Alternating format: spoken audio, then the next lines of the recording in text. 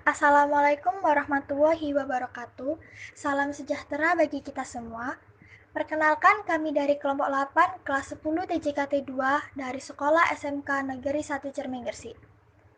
Hari ini kita akan belajar tentang asal-usul nenek moyang bangsa Indonesia.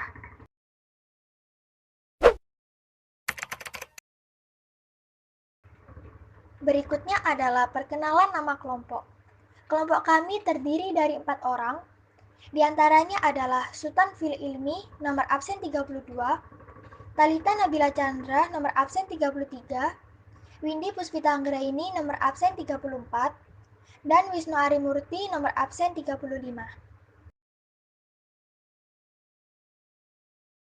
Teori-teori asal-usul nenek moyang bangsa Indonesia. Yang pertama adalah teori Yunan.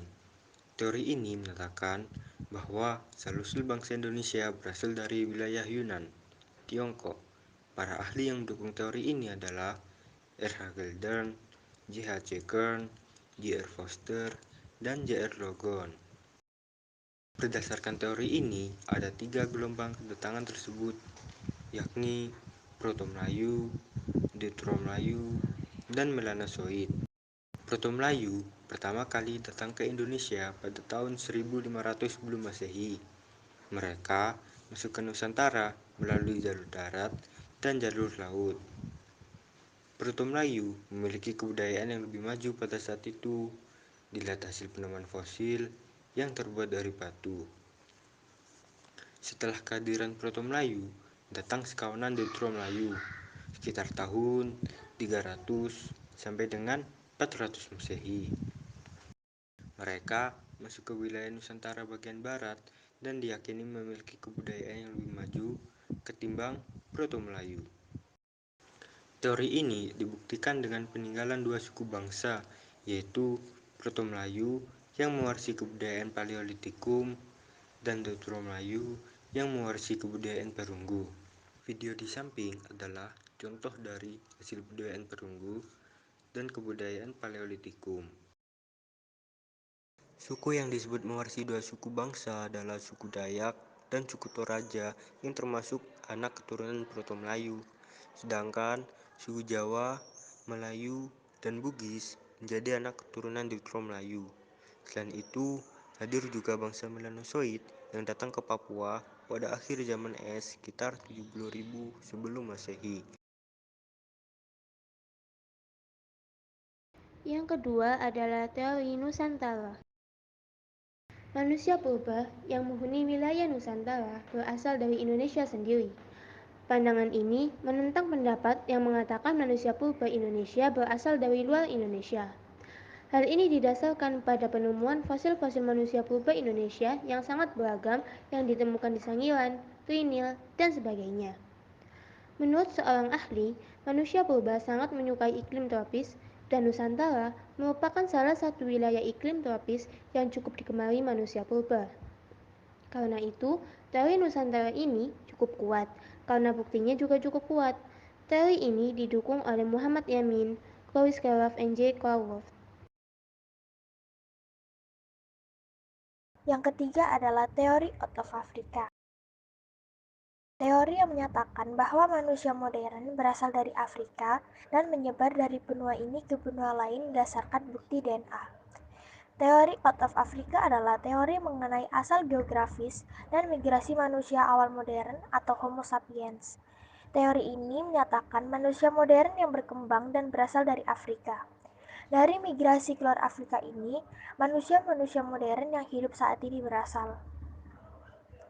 Migrasi ini mengikuti migrasi manusia purba sebelumnya, yaitu oleh Homo erectus dan kemudian Homo neanderthalensis.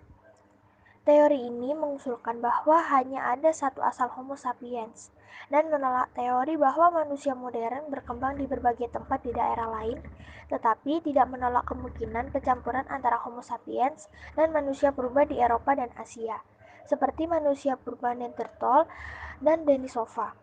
Bukti utama teori ini adalah data DNA yang menunjukkan persebaran dari benua Afrika dengan melihat mtDNA atau mitokondrial DNA dan y-DNA atau DNA pada kromosom Y pada laki-laki. Manusia modern atau Homo sapiens kemungkinan besar berkembang di Afrika Timur antara 300 dan 200 tahun yang lalu. Lalu, manusia modern kemudian menyebar dari Afrika ke benua lain sekitar 70.000 tahun yang lalu di sepanjang pantai Asia dan mencapai Australia sekitar 65.000 sampai 50.000 tahun yang lalu. Sementara Eropa dihuni manusia modern dari migrasi cabang dari Asia Barat dan Eropa kurang lebih 55.000 tahun yang lalu. Yang terakhir adalah teori out of Taiwan. Dalam teori ini dijelaskan asal-usul bangsa Indonesia berasal dari Taiwan, bukan daratan China. Teori ini didukung oleh Harry Truman Simanjuntak. Menurut pendekatan linguistik, dijelaskan bahwa dari seluruh bahasa yang digunakan suku-suku Nusantara memiliki rumpun yang sama, yaitu rumpun Austronesia. Rumpun tersebut dikenal dengan rumpun Taiwan. Salah satu kebudayaan mereka yang paling berpengaruh adalah budaya maritim. Para penurut bahasa Austronesia merupakan bangsa pelaut yang sebagian besar hidupnya dihabiskan di laut dan bermigrasi dari satu pulau ke pulau lainnya. Budaya ini kemudian menjadi sebuah ciri khas tersendiri di Indonesia yang merupakan negara kepulauan. Selain budaya maritim, kebudayaan lain yang dibawa diantaranya adalah bercocok tanam, domestikasi ternak, teknologi perkapalan, pembuatan gerabah, perhiasan dari kerang, tenun, dan kebiasaan makan sirih. Selain itu, ditemukan pula adanya kesamaan linguistik di antara masyarakat di Kepulauan Asia Tenggara. Seperti contohnya kata burung yang dalam bahasa Jawa disebut manuk, sedangkan dalam bahasa Tagalog disebut manuk. Hal tersebut mengindikasikan bahwa masyarakat berasal dari nenek moyang yang sama, yaitu penurut bahasa Austronesia. Sekian dari kami. Wassalamualaikum warahmatullahi wabarakatuh.